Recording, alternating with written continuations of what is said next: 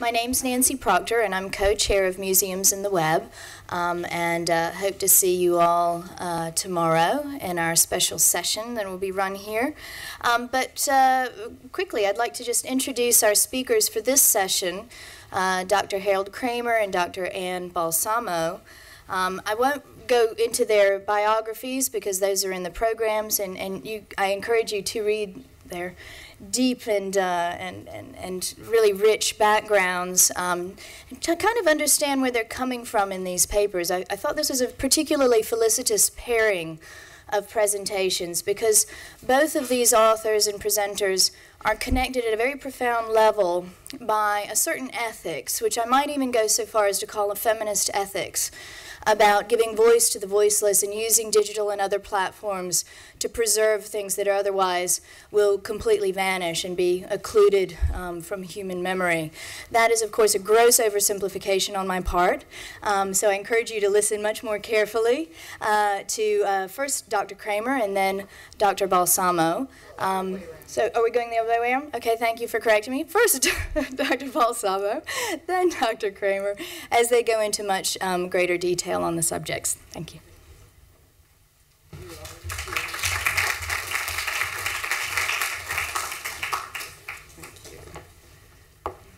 And in the interest of time, I'm keeping a timer on myself. First, I want to say thank you to Sarah Kenderdine. I don't know where she is, but I really appreciate the invitation to participate in this international gathering, and also to Waltrub for all of what turned out to be last-minute arrangements to get me a hotel room the night I arrived,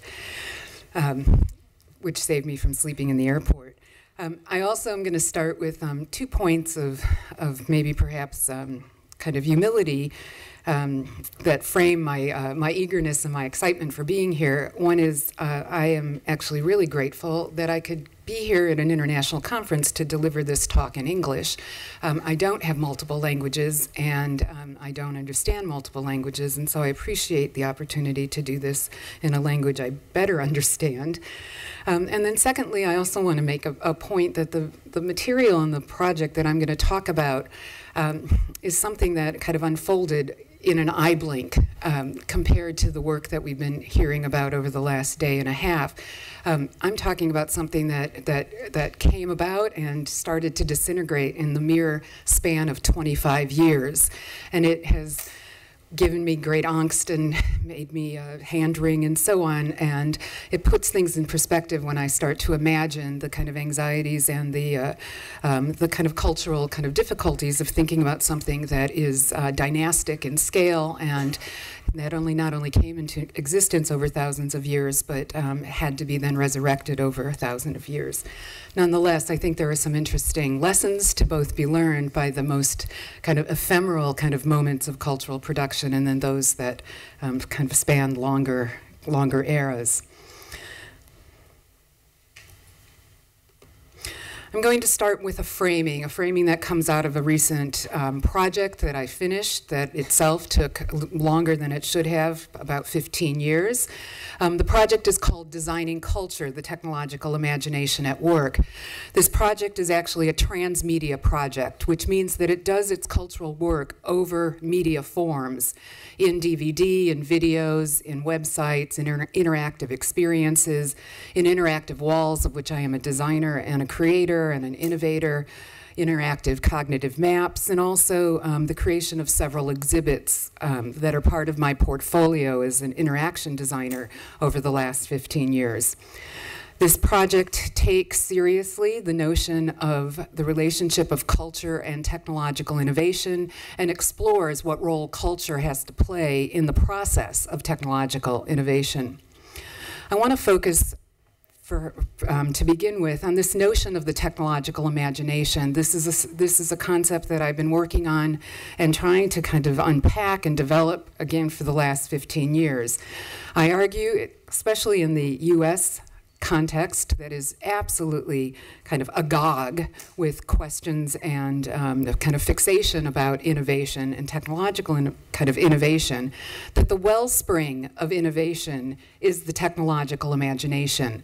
I define this as the quality of mind that enables people to think with technology, to transform what is known into what is possible. This imagination is performative. It improvises within constraints to create something new. It is through the exercise of their technological imaginations that people engage the material of the world to create the foundations of future world making. This imagination, and I think this is where the ethical commitment comes from, asks not only what can be done, but more importantly, what should be done. And I take the process of educating and cultivating the technological imagination as a cultural imperative of the highest order. The book, the project, my work over the last 15 years as a scholar, as an academic, as a teacher, as an entrepreneur, as a designer, has focused on the design, the practice, and the infrastructures of cultural reproduction across many domains, in the academy, in the museum, in the cultural institution, in the small startup company, and in Silicon Valley. My questions are things like, how does the future become our present? What is the relationship, as I said before, between culture and technological innovation? What is the role of interactive media? What is the role, especially, of museums and technological literacies? And more importantly, as I now move back into the academy as a dean, in a way that I wasn't before, what does this say to us, or to myself as a university kind of administrator and steward? What does this say about the kind of reformation of university curricula and our pedagogical kind of practices? There's two streams of research that came out of this project. The research focused on the notion of cultivating the technological imagination. One stream looked at, and with the help of a grant from the MacArthur Foundation, investigated the question, where is the museum in a digital age? To explore this notion of the distributed museum, that it is not place-based anymore, especially with the implementation and the embracing of digital media, that the museum, in fact, is all over the place in the streets, the library, the after-school programs, through mobilities of technologies, in cultural centers of various sorts, as well as in places that we might understand as traditional museums. We map the distributed museum onto the distributed nature of learning in a digital age. For those who we might call the born digital generation, they move seamlessly between sites that are not fixed by brick or mortar places or frameworks any longer. They move very seamlessly with their devices as they travel through their own lives. The second stream of research focused on public interactives, a new area, and I'll talk a little bit more about this, that I think, again, is an emergent area of technology that does important cultural work in a digital age. This stream of research brought me to China every year for the last 5 years, both in preparation to understand what was going to unfold at the 2010 Shanghai World Expo, and then since then to understand how public interactives are playing out, both in the mainland Chinese context and in Hong Kong. 3 sections of this presentation, in addition to the framing that I've just done. I'm going to present just an overview of a genre-based taxonomy of public interactives. This is the area that I'm interested in developing in the kind of broad domain of media studies. Part 2, I'll look at a process of designing culture by focusing on a particular experience that I was involved with over the past summer, and this notion of the architecture of public intimacy by looking at several digital experiences we created for the AIDS Memorial Quilt. And then 3, I'll take a step back and draw out some of the implications for designers, educators, and media theorists. So let me begin just with an overview of a taxonomy of public interactives, things that I've been doing and looking at and trying to categorize or understand for the last 15 years in my travels around the world. But first, a couple definitions. Public interactives are platforms that serve as the stage for interactive experiences in public settings, such as museums, theme parks, our art spaces and so on. So when Neil talked about the kind of the antecedents of the Cultural Heritage Museum as being located in Disneyland and theme parks and so on, I absolutely take that to heart and see that, in fact, our kind of genres and our conventions of interactivity in the public really do move from place to place and domain from domain, whether it's the entertainment venue of a Disneyland or the Civic Plaza or the urban street. Public interactives, of course, are also an art form, and the history of public interactives draws on the rich kind of history of public art that itself was intended to invoke new experiences and perceptions through experimentation with scale, built space, mobilities, and modes of human engagement in public spaces. As art forms, though, public interactives are often very ephemeral. They come in, they leave. They're insertions, they're guerrilla tactics. They often don't stay around very long. And I'm interested in kind of the temporal nature of the art form when it becomes more permanent part of our built mediascapes. I also argue, and this is where I'm making my connection to the domain or the field that I'm in, which is media studies and communications in the United States, that public interactives are an emergent form of public communication that are designed to engage people in conversations with digital media for the purposes of, at the base level, information exchange, but much more interestingly beyond that, for education, for entertainment, and for cultural storytelling. And for this reason, I believe and assert that public interactives as a form of emergent technology and an emergent media kind of domain are cultural technologies that subtly shape the technological literacies of the future. Brief overview of some of the genres of public interactives, and I am combining those that might be called commercial examples of public interactives, those that operate with a broadcast logic, and those that might be considered more instances of guerrilla and public artworks. So urban screens, buildings as instruments, and I'm not going to go into each of these kind of examples, but there are many. Buildings as instruments, responsive environments, meaning environments that literally reconfigure themselves to the presence of the human body. Ludic architecture, which is a very huge kind of topic of conversation and of design interest in the LA context where I just came from, whether it's the kind of development and the interest in interactive art advertising, or what I saw showing up in Shanghai all over the place, this notion of walk-up games, games that engage people in very kind of quick moments in kind of public kind of game playing that has nothing to do with identity roles or kind of long-term goals, but kind of this notion of the ludic kind of public moment. Ludic means playful. So ludic is kind of a broader term than gaming. Trying to get the notion out of get the idea out of the kind of the bounded nature of the game to focus on the experience of pleasure that is at the heart of game playing, which is the notion of play or ludic. Immersive cinema. I had long been a kind of a fan and certainly a student of Geoffrey Shaw's work. I'm focusing here just on his panoramic cinematic kind of experiences. I put this in a kind of a kind of recognizable category of immersive cinema, or the genre of immersive cinema. But to this, I would also add the kind of spectacular accomplishment of the Saudi Arabia Pavilion that showed up in Shanghai, which was an incredible kind of architectural installation of a walk-through IMAX film. And then the last genre, just as a kind of taxonomic exercise, is this notion of digital memorials. And here is where I intersect with the work of Sarah Kenderdine in the many works she's done on cultural heritage sites. Again, seeing her work at a distance through the web and through kind of breadcrumbs of documentation did not prepare me for the experience I had when I actually got to to see and interact with some of these, some of her applications. And then this is the bridge to the digital memorial, or the genre of public interactions that I'm going to talk about kind of in more depth. So I want to talk about a digital memorial project that I've been engaged with for the last 2 years.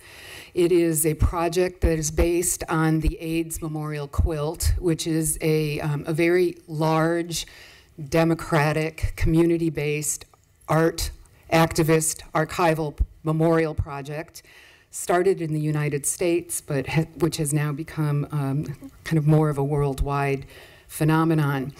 It was started in 1986 by a man named Cleve Jones, who created the first AIDS quilt panel without ever understanding in those early days kind of what he was creating or how it would resonate with people around the world. He and fellow kind of citizens of a region in San Francisco, California, the Castro district in California and kind of part of Los Angeles, created the first dozen or so quilt panels to commemorate their friends and loved ones who were dying or had died in those very early days of what we now know to be HIV, which at the time didn't even have that name. He then went on to establish something called the Names Project Foundation, which is, to this day now, 25 years later, the cultural kind of entity that is the steward for the Names Memorial Quilt. I'll just talk a little bit about the quilt. The first panel, and this is the first panel that Cleve Jones produced, dedicated to his companion, Marvin Feldman. Each panel is 3 feet by 6 feet. They were, from the very beginning, stitched into blocks, and each block is 12 feet by 12 feet, so there are 8 panels per block in various configurations. And as of 2012, these 12 by 12 foot blocks, when they are laid out, cover 1.3 million square feet. It's a huge, huge archive and activist memorial. The last complete display of the quilt was in Washington, D.C. in 1996. And here you can start to get a sense of the challenge of scale that many of you have kind of hinted at with respect to some of the other art and cultural heritage sites. How do you bridge the scale of the individual body and the experience of something in its enormity that really does carry part of the message of what we are commemorating and called to witness or called to remember? In 2006, when AIDS, the pandemic, and the public recognition of HIV/AIDS celebrated or kind of had its 25th anniversary, the headlines across the United States were all about how the quilt was fading into obscurity. The nonprofit, the Names Foundation, it does not have a lot of funding. They do have a bit of government funding, but it's not very robust. They rely on donations and support from people who host quilt panels around the world. By 2012, on the 25th anniversary of the quilt, which happened to be the 30th anniversary of the public recognition of the AIDS/HIV pandemic, the quilt was in dire straits. And not only is it a textile kind of artifact that is deteriorating, but the Names Project itself is on the verge of bankruptcy and is well over its financial resources. In 2012, though, the size of the quilt is pretty impressive. There are now 48,000 panels. Those are stitched into about 5,800 blocks. As I said, it covers 1.3 million square feet. There are more than 96,000 names commemorated on the individual panels. There have been over 75,000 makers or contributors to the textile quilt, represents 60 countries, and it weighs 34 tons. So my intersection with this was understanding that in 2012 that the digital had something to contribute to the memory, the preservation and the kind of resurrection of interest in the physical quilt. And through a series of steps that I'll talk about, we approached the NAMES Project Foundation to collaborate on creating digital experiences that would, as they had their design objectives, augment the experience of viewing the textile quilt, support collaborative browsing, provide an embodied experience of remembering and witnessing. The cultural objectives were equally important, which is that these digital experiences and the digital applications would expand the circulation of the digital archive of images of the 5,800 blocks. It would enable communities of interest to participate in enhancing the archive, and it would enable new research in cultural analytics. And this has been the holy grail and the horizon of my research. Up till now, we have had an incredibly impoverished searching and browsing mechanism to understand what is in this archive. For example, a very simple thing that I might want to do, given that I grew up in the generation that was plagued by HIV/AIDS, is I would like to see the number of panels of people who died who have my birthday, my birth year.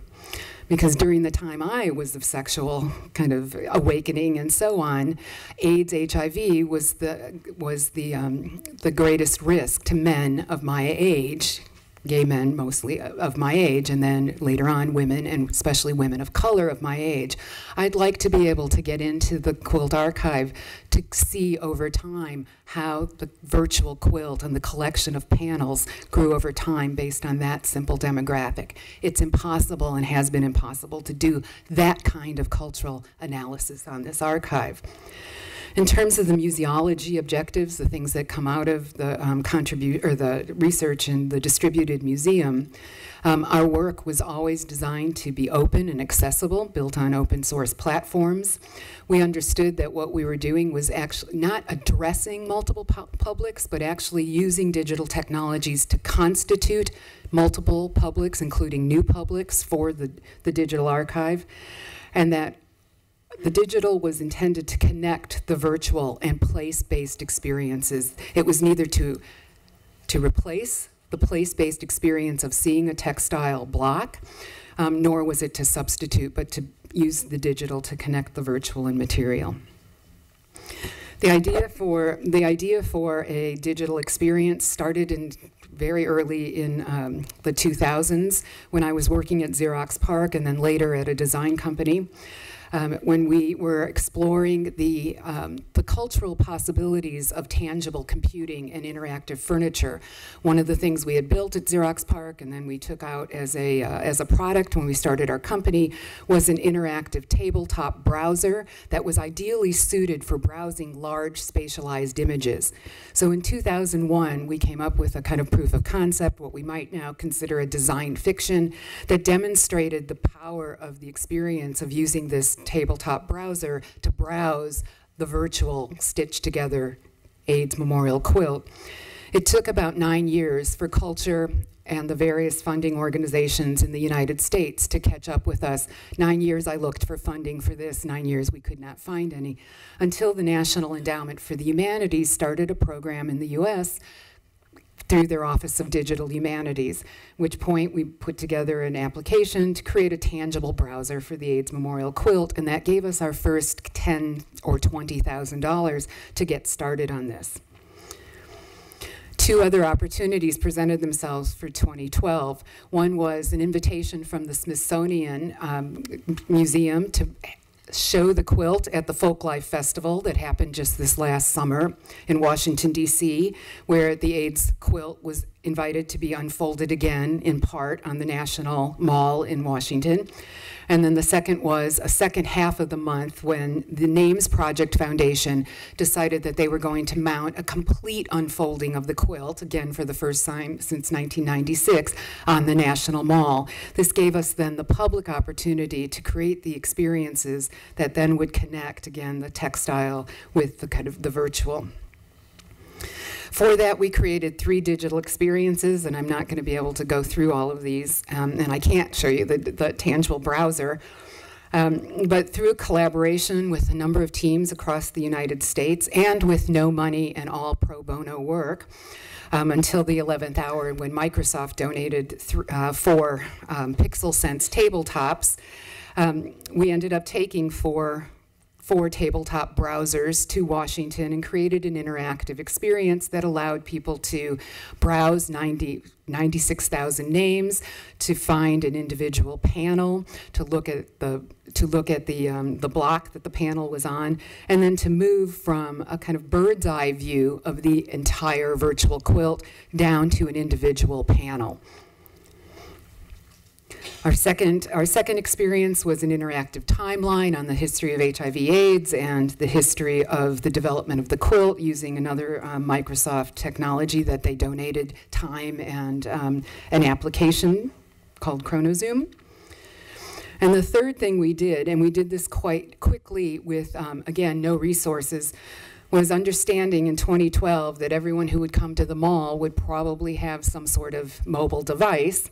We understood that it was time for us to bring this digital archive to the web. And so a group from the University of Iowa, led by John Winnett, the Digital Studio for the Public Humanities, in 6 weeks, again with pro bono help, created a mobile web app called www.AIDS-Quilt-Touch, AIDS-Quilt-Touch, that now allows everyone to browse, to search for a name, and more importantly, during the time we were in Washington, it enabled people to pinpoint where a particular panel was going to be when it was laid out on the mall. And that, of course, was confounded by rain and things like that when the quilt wasn't able to be laid out. But it had its as its intent and a kind of wayfinding application for people who were showing up in the mall to find their way to a panel. It also is the first time that the Names Project Foundation has had a digital memorial book, and we are now kind of building on this to add other experiences to it, including digital storytelling, helping us make sense of what's in the archive and what the panels, what the panels and how the panels mean. This was a project that, again, took place about 12 months, maybe 18 months from the kind of getting the grant to the installation in Washington. It was a profound experience, and not because of the masses of people who encountered our digital experiences. It was profound because the people who showed up came and they stayed. They stayed for a long time. They browsed, they looked. We became quilt archaeologists. People would show up with the barest of information about a quilt panel for somebody in their family, an uncle or so on, whose name they didn't remember in terms of how he was nicknamed or when she died. And we were able to use the digital experiences working between the mobile web app and the touch tables, to find our way to quilt panels that people didn't have information about. It was the first time in 20 years of being a digital experience designer that I saw someone weep after having experienced this digital application. And that's a pretty rare experience for a designer. The next steps, things we're working on now, is a community sourcing image analyzer. There are 32 different ways that eight panels can be organized. Our goal now is to virtually deconstruct the blocks into individual panels so that we can reconstruct different versions of the virtual quilt based on different search parameters. And so we have what we're now calling a community sourcing kind of application where people are helping us understand where is a single panel as a part of an eight panel block. We're working on the kind of digital storytelling and cultural archiving back end to enable more robust forms of archiving that come in the form of stories of not only in kind of commemoration and witnessing, but stories from panel makers, stories from family members. And again, the issue that I've been very interested in is we're also working on kind of search-based parameter for the purposes of doing cultural analytics on this form of data-based media. So finally, in the last section, let me talk a little bit about the implications and what I took away from this kind of recent experience of digital interaction design. I worked for the last 8 years in a school of interaction design and technology, and they were gaga over games, and every student that came in wanted to do games, and when they left, they wanted to do games. And I'm not anti-games by any means, but I didn't have get a lot of traction in getting these students to think more broadly about the kind of the usefulness of their games in kind of public settings. So one of the things I've been trying to do is to establish this notion of public interactives as a design, cultural, media domain of history, research, and so on in schools of design, schools of communication, schools of media studies. I think we need a lot more work on theories of interactivity, especially as they now are playing out in these different genres of public, modes of public engagement. And so what I'm interested in now, of course, is developing and finding the courses and the examples of the curriculum where public interactives in the broadest sense, not only in the art historical sense or the kind of interactive architecture sense, where is this work being taught, and where are the students and the designers of the future kind of being trained? I think that public interactives goes back to the argument that I make in the book. Public interactives are platforms that subtly shape the technological literacies of the future. Every time a designer of a public experience reaches for the toolkit of conventionalized design, whether it's the way in which buttons are laid out, menu options are codified, and so on, they subtly create a kind of a literacy, and they contribute to the kind of the literacies that we will increasingly take for granted in the future. I am an experienced designer, and I understand that there are many different kind of avenues or vectors into the notion of experience. I'm particularly interested, especially in the U.S. context, about what it means to design a cultural experience. That's a little different than an entertainment experience or an educational experience. What is the specificity of culture kind of in these moments of public kind of interactive engagement? And I think finally the point I'm most interested in is how do we mobilize communities of interest to become communities of participation? So we have, with the AIDS Memorial Quilt, a number of communities, panel makers, loved ones, donors, educators, and so on, all of whom should have or demonstrate an interest in the quilt. My question is, how do I engage them to now engage in the digital archive for their own purposes, as well as for the collective purposes of making the archive more robust? And then in the end, to back up all the way to the kind of the broad framework of the recent project, I'm a cultural scholar, cultural theorist by training. My focus is on the reproduction of cultures and how the institutions and the practices and the processes of cultural reproduction both change over time and remain consistent. This comes out of my work in kind of feminist cultural theory, as well as my work in the philosophy of technology. And the role of technology in the reproduction of cultures over time continues for me to be a salient kind of scholarly and theoretical topic. And then as a pedagogue, as a teacher, as an academic, I'm also interested in how the cultivation of the technological imagination is a responsibility of teachers across the curriculum, not just those who are teaching students in engineering programs or digital design programs and so on, but those who are teaching across the humanities, the digital humanities, the arts, history, the social sciences, and so on. Thank you.